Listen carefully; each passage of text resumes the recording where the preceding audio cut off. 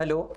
हम लोगों ने पिछली वीडियो में भारत के पठारी भागों को दे रखा था, कौन कौन से पठार थे भारत में, कहाँ कहाँ स्थित थे और कौन कौन से वो इंपॉर्टेंट थे, उन सबको हमने दे रखा था। आज की वीडियो में हम लोग देखेंगे भारत का तटीय विस्तार।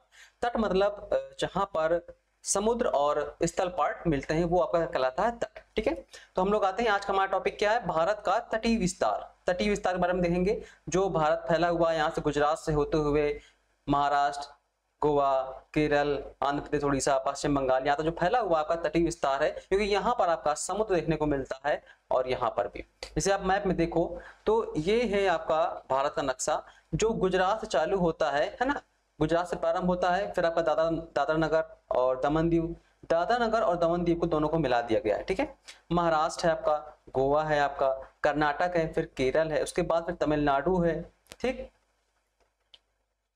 और फिर आंध्र प्रदेश है, और फिर उड़ीसा है, और फिर पश्चिम बंगाल यहाँ पर आता है।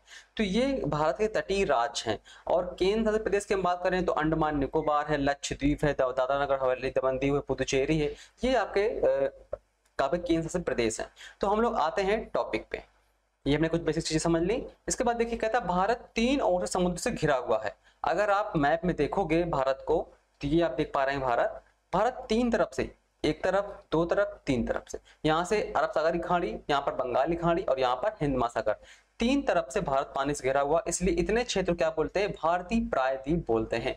प्रायद्वीप ऐसा पार्ट होता है जो कि 3 तरफ से पानी से घिरा हुआ होता है और एक तरफ से स्थल पार्ट से घिरा हुआ होता है। कहता भारत 3 ओर से समुद्र से घिरा हुआ है। भारत की तट रेखा की लंबाई जो है 7516 किलोमीटर है। कितनी है? 7516 किलोमीटर पूरी है। कह रहा भारत की तट रेखा पूर्व में बंगाल की खाड़ी, दक्षिण में हिंद महासागर और पश्चिम में अरब सागर सहित मुख्य भूमि से द्वीपों से घिरी हुई है। हमने बताया ना आपको कि आप यहाँ पर देख पा रहे होंगे, यहाँ पर क्या है, बंगाल की खाड़ी, और यहाँ पर आपका अरब सागर और यहाँ पर हिंद महासागर, 3 तरफ से समुद्र से घिरा हुआ है। कहता भारत की तट रेखा पर 9 राज्य एवं 4 केंद्र शासित प्रदेश हैं। अब वो कौन कौन से राज्य हैं आप यहाँ पर देखिए। जो प्रारंभ होती है भारतीय तट रेखा गुजरात से प्रारंभ होती है, और गुजरात की ही आपकी सबसे लंबी तट रेखा है। ठीक है, तो सबसे पहला राज्य हो गया आपका 1 गुजरात, 2 आपका महाराष्ट्र, 3 आपका गोवा, 4 आपका कर्नाटक, इसके बाद 5 केरल, केरल के बाद आता है आपका तमिलनाडु, 6 7वां आंध्र प्रदेश, और आपका 8वां उड़ीसा, और 9वां हो गया आपका वेस्ट बंगाल।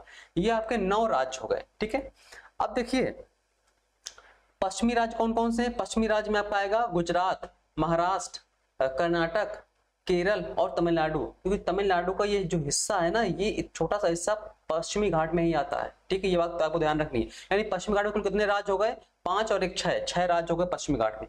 पूर्वी घाट में कितने आते हैं? तमिलनाडु भी आएगा पूर्वी घाट में, आंध्र प्रदेश, उड़ीसा और बंगाल, यानी 1 2 3 4 राज्य आपके पूर्व में हैं, और आपके जो 6 राज्य हैं वो पश्चिम में आते हैं। ठीक है, तमिलनाडु एक ऐसा राज्य जो पूर्वी घाट और पश्चिमी घाट दोनों में आता है। तो कुल 9 राज्य हैं आपके। ठीक है, ये बात आपको ध्यान देनी है। और हम बात करते हैं 4 केंद्र शासित प्रदेशों की। यहाँ पर आप देख पा रहे होंगे कि तट रेखा पर 9 राज्य और 4 केंद्र शासित प्रदेश हैं। वो कौन कौन से हैं? तो देखिए, यहाँ पर अंडमान निकोबार हो गया 1, लक्षद्वीप हो गया आपका 2, दादरा नगर हवेली और दमन दीव ये आपका मिलाकर 3 हो गया। ठीक, और पुदुचेरी आपका ये 4 हो गया। ठीक है, ये 4 आपके केंद्र शासित प्रदेश हैं। ठीक, मैप से आप याद रखोगे, बिल्कुल अच्छे से याद हो जाएगा। कहता है जो गुजरात की जो तटरेखा की लंबाई है वो है 1214 किलोमीटर, यानी 1214 किलोमीटर। ये इंपॉर्टेंट है क्योंकि सबसे लंबी इसी की है। इसके बाद पश्चिमी घाट में अगर हम बात करें, सबसे लंबी जो सीमा है महाराष्ट्र की है। वैसे देखो, वैसे सबसे लंबी सीमा किसकी? गुजरात की। गुजरात के बाद आती है महाराष्ट्र की। कब? पश्चिमी घाट पर। यानी अगर हम बात करें इस वाले पोर्शन की, तो इधर पर दूसरे नंबर पर आता है राजस्थान। अगर हम पूरे तटीय सीमा के पूरे की बात करें, दूसरे नंबर पर क्या आएगा? आंध्र प्रदेश आएगा। आंध्र प्रदेश कितनी है? 973 किलोमीटर है। अब देखिए, पूर्वी घाट में अगर आपसे पूछ ले कि पूर्वी घाट में सबसे लंबी सीमा किसकी है, तो आंध्र प्रदेश की लगाएंगे। ठीक है, पश्चिमी घाट में पूछ ले तो गुजरात की लगाएंगे। अगर पूछ ले पश्चिमी घाट में दूसरी सबसे लंबी तटरेखा किसकी है, तो महाराष्ट्र की लगाएंगे, ना कि आंध्र प्रदेश, क्योंकि आंध्र प्रदेश जो है पूर्वी तट का राज्य है। ठीक है, तो गुजरात की है 1214 किलोमीटर, महाराष्ट्र की है 652 किलोमीटर, गोवा की सबसे छोटी है 118 किलोमीटर, आंध्र प्रदेश की है 973 किलोमीटर, दादरा नगर हवेली दमन दीव, ये दोनों को मिलाकर एक कर दिया गया है और इसकी है 42 किलोमीटर। लक्षद्वीप की है 132 किलोमीटर, पुदुचेरी की है 30 किलोमीटर और अंडमान निकोबार की है 1965 किलोमीटर। अगर आपको पूछ ले सबसे, यानी पूछ ले कि सभी राज्यों और केंद्र शासित प्रदेशों में सबसे लंबी तटरेखा किसकी है, तो अंडमान निकोबार, क्योंकि अंडमान निकोबार चारों तरफ से पानी से घिरा हुआ है, ठीक है। और अगर केंद्र शासित प्रदेश से पूछ ले तो केंद्र शासित प्रदेश में भी सबसे लंबी किसकी सीमा ही आएगी, अंडमान निकोबार की आएगी, ठीक है। कहता है 26 जनवरी 2020 को दमन और दीव दादरा नगर हवेली को विलय कर दिया गया था। कब किया गया था, 26 जनवरी 1920 को। एक करके केंद्र शासित प्रदेश दादरा नगर हवेली और दमन दीव कर दिया गया। पहले ये दोनों अलग अलग थे, यहाँ पर आप देख पा रहे होंगे दादरा नगर हवेली ये है, यहाँ पर स्थित है और दमन दीव यहाँ पर है, तो इन दोनों को मिलाकर एक कर दिया गया था। कहता भारत की मुख्य भूमि से लगे कुल तट की लंबाई जो है, यानी जो मुख्य भूमि है आपकी, यानी कि हम बात कर रहे हैं सिर्फ इतनी रेखा की जो ये मुख्य भूमि से लगी हुई है ये, ठीक है। हम द्वीपों की बात नहीं करेंगे, ये पूरी की समय की बात करेंगे, ठीक है। तो कह रहा है जो मुख्य भूमि से लगी हुई है वो है 5422 किलोमीटर है, जो मुख्य भूमि से लगी हुई है। मुख्य भूमि से दूर जो कुल तट है, जैसे आपका अंडमान निकोबार है, अंडमान निकोबार आपका यहाँ पर है, तो इसकी भी कुल लंबाई है ना, तो ये मुख्य भूमि से दूर है, ये देखिए पूरा दूर है। लक्षद्वीप भी पूरा दूर ही है, ठीक है। तो वो कहता है इसकी जो कुल लंबाई है वो 2094 किलोमीटर है। भारत में राज्यों में गुजरात की जो तटरेखा है वो सबसे लंबी है और सबसे छोटी जो है वो किसकी है, गोवा राज्य की है, ठीक है। अब देखिए ये मैप जो बना हुआ, मैप से आपको थोड़ा समझना है। क्या है कि अगर मैं आपको ये दिखाऊं, जो ये आपको मैं मैप दिखा रहा हूं, तो यहाँ पर आप देख पा रहे हैं कि तट रेखा कुछ कटा फटा होगा। आप जब भी मैप जो जूम करेंगे तो कट तटा फटा होगा, है ना, तट कटा हुआ होगा। अगर हम इस तट को कंटिन्यू लाइन से जोड़ते हैं तो इसे हम क्या बोलते हैं, आधार रेखा, ठीक है। क्या बोलते हैं, आधार रेखा बोलते हैं।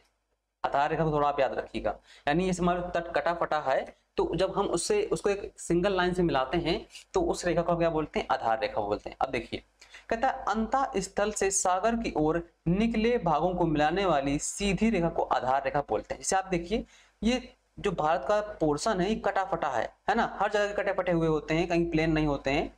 तो अब अगर हम इसको एक रेखा से मिला रहे हैं, एक लंबी बिल्कुल सीधी रेखा से मिला रहे हैं इसको, तो जो ये रेखा बन रही है ना, इसे हम बोलेंगे आधार रेखा, ठीक है। तो इसे हम बोलते हैं आधार रेखा। कहता है किसी भी देश के प्रादेशिक जल क्षेत्र को क्षेत्रीय सागर बोलते हैं। तो जो क्षेत्रीय सागर जो बोलते हैं ये आपका आधार रेखा से क्या होता है, 12 नॉटिकल मील जो होता है ये दूर होता है। ये आपकी हो गई आधार रेखा, ठीक है, ये आपकी आधार रेखा हो गई, ठीक है। इसके अंदर जो सागर आ रहे हैं वो अंतः सागर है। अब इसके हम आगे की तरफ बढ़ रहे हैं, आगे की तरफ जब हम बढ़ रहे हैं तो प्रादेशिक जल बोलते हैं इसको। जो ये है आपका, ये प्रादेशिक जल है।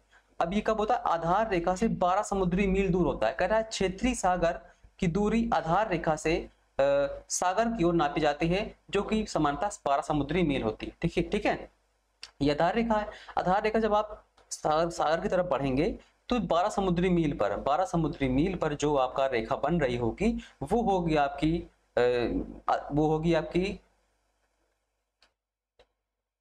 वो रेखा का थोड़ा नाम नहीं है यहाँ पर। आप देखिए जो आधार रेखा है, आधार रेखा से 12 समुद्री मील तक आपको क्या मिलेगा, वहां पर आपको क्षेत्रीय सागर मिलेगा। ये पूरा क्या है, ये पूरा आपका क्षेत्रीय सागर है। ये पूरा पार्ट जो है ये पूरा क्षेत्रीय सागर है, ठीक है। अब हम आ गए 12 समुद्री मील तक। अब क्या करना है हमको, अब देखिए इसका उपयोग जो है, इसका उपयोग है, इसका इस क्षेत्र के उपयोग पर भारत का संपूर्ण अधिकार होता है। यानी वहां पर वो कुछ भी कर सकता है, एवरीथिंग कर सकता है, कुछ भी, ठीक है। वहां पर खनन है, रिसर्च है, कुछ प्लांट लगाना चाहता है समुद्र पर, वो सब कुछ लगा सकता है, ठीक है। ये होता है आपका क्षेत्रीय सागर, कहां से, आधार रेखा से 12 समुद्री मील तक। अब हम आते हैं आगे। कह रहा समीपस्थ मंडल यानी कॉन्टिग्युअस जोन का विस्तार जो होता है ये आधार रेखा से 24 समुद्री मील तक होता है। यानी आधार रेखा ये है हमारी, यहां से आप 24 समुद्री मील तक जाओगे।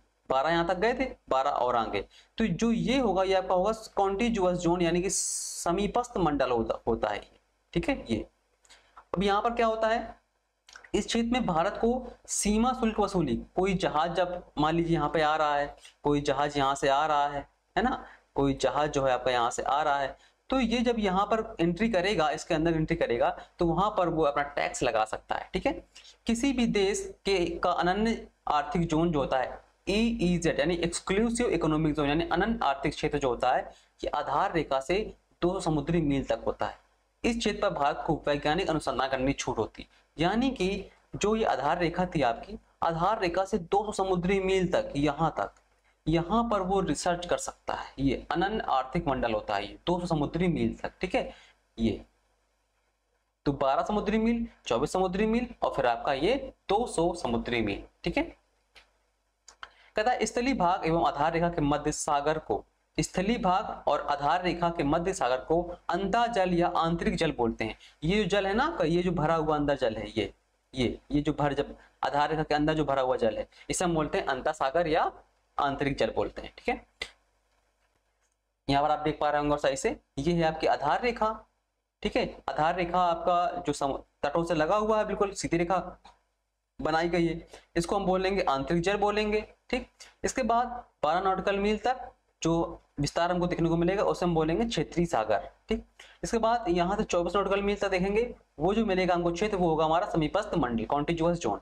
इसके बाद आधार रेखा से ही 200 नॉटिकल मील तक देखेंगे, तो वो होगा आपका EEZ यानी एक्सक्लूसिव इकोनॉमिक जोन, अनन्य आर्थिक मंडल होता है हमारा। ठीक है, इसके बाद फिर आपका 22 समुद्र मिल जाता है, जहां पर प्रत्येक देश को अपना जहाज चलाने की अनुमति करने की, है ना, ये सब करने की आजादी होती है। ठीक है, यहाँ पर आप तटीय राज्य देख पा रहे हो, तटीय राज्य मैंने आपको पहले दिखा दिए हैं। गुजरात है आपका, महाराष्ट्र है, ये कुछ तट हैं जो कि इंपॉर्टेंट है। जंजीरा है ना, ये फिर पूछे जंजीरा तट कहाँ पर है, कालिंगी गुट पुलीन है, उडुपी है, कर्नाटक में पड़ता है। इसके बाद कन्याकुमारी और तूतीकोरिन, ये आपका कहाँ पर पड़ेगा, तमिलनाडु में। ओरिविले तमिलनाडु में पड़ेगा, मरीना बीच तमिलनाडु में पड़ेगा, चेन्नई तमिलनाडु में, एन्नौर आपका आंध्र प्रदेश तमिलनाडु में पड़ेगा। आंध्र प्रदेश में आपका विशाखापट्टनम है, पारादीप जो आपका उड़ीसा में पड़ेगा, और गोपालपुर जो पुलीन है ये आपका उड़ीसा में पड़ेगा। हल्दिया है और दीघा है, कोलकाता है, ये आपका पश्चिम बंगाल में पड़ेंगे। बस भारत के यही तटीय राज्य हैं। अब हम थोड़ा देख लेते हैं MCQ को। ठीक है, तो MCQ अगर हम कर लेंगे तो एक बार तो जो चीजें हमने पढ़ रखी है वो चीजें तुरंत याद हो जाती हैं। तो पहले क्वेश्चन पे आते हैं। पहला क्वेश्चन आपके सामने कहता है निम्नलिखित में से किस तट से भारत का समुद्र तल नापा जाता है, यानी कहां से हम समुद्र की जो ऊंचाई मापते हैं। आज जब रेलवे स्टेशन में जाते होंगे तो वहां पर लिखा होता है कि समुद्र तट से इतनी ऊंचाई पर ये स्टेशन स्थित है, समुद्र तट से इतनी ऊंचाई पर ये वाला स्टेशन स्थित है। तो ये तट जो ऊंचाई है समुद्र तल से, ये कहां से मापते हैं, तो ये मापते हैं चेन्नई से। ठीक है, अगला क्वेश्चन कहता है भारत के प्रादेशिक जल के विस्तार है, प्रादेशिक जल जो है वो कहां से कहां तक होता है। तो आपको बताया हमने कि जो आधार रेखा है, आधार रेखा से 12 नॉटिकल मील यानी समुद्री मील तक जो था वो क्या था, हमारा प्रादेशिक जल था, है ना। तो कहां तक, तट से 12 समुद्री मील तक। अगला क्वेश्चन कहता है भारत की तट रेखा की कुल लंबाई कितनी है। तो भारत की तट रेखा की कुल लंबाई आपसे यहाँ पर पूछी है, तो कुल लगभग 7500 किलोमीटर के आसपास इसकी लंबाई है, कुल पूछी उसने। कह रहा भारत के निम्नलिखित राज्यों में किस तट की रेखा जो सबसे लंबी है, महाराष्ट्र, केरल, आंध्र प्रदेश, गुजरात। अब देखिए यहाँ पर ना उसने पूर्वी तट कहा है ना ही पश्चिमी तट कहा है, तो हम सभी को मान चलेंगे तो सबसे लंबाई किसकी है, गुजरात की, जो कि कितनी थी 1214 किलोमीटर थी। ठीक, इसके बाद कहता है भारत के किस राज्य का समुद्री तट सबसे अधिक लंबा है, तो गुजरात ही है। आगे कहता है भारत के कितने राज्य तट रेखा से लगे हुए हैं, तो कितने राज्य तट रेखा से लगे हुए हैं, 9 राज्य थे। कितने थे, 9 राज्य थे। अगला क्वेश्चन कहता है प्राचीन भारतीय ऐतिहासिक भूगोल में रत्नाकर किसका सूचक था। तो जो रत्नाकर था वो प्राचीन काल में उसे हिंद महासागर बोलते थे। ठीक है, इसके बाद कहता है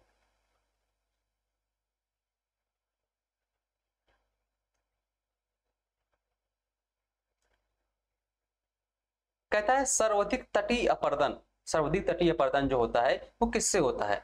जो सर्वाधिक तटीय अपर्दन होगा समुद्रों में, वो सबसे ज्यादा किससे होगा, वो सबसे ज्यादा किससे होगा, लहरों से होगा। लहरों, जो समुद्रें आती हैं, समुद्र की लहरें आती हैं ना, तट पर भिड़ती हैं, सबसे ज्यादा तटीय अपर्दन किससे होता है, लहरों से होता है।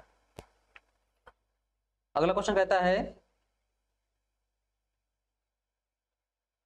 बस इतने ही आपके MCQ थे। ठीक है, तो हम लोगों ने जितना भी ये कवर किया है यहाँ पे, तो ये सभी इंपॉर्टेंट है ये।